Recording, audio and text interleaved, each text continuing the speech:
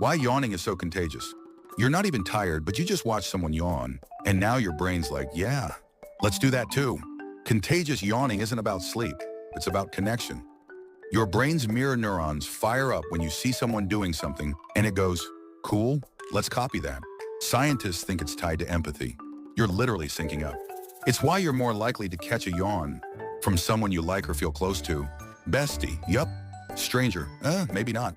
Dave from accounting? Sorry, Dave, not today. So next time your yawn starts a chain reaction, don't feel awkward. You didn't bore them. You have just triggered a neurological flash mob. Are you syncing with me while watching this?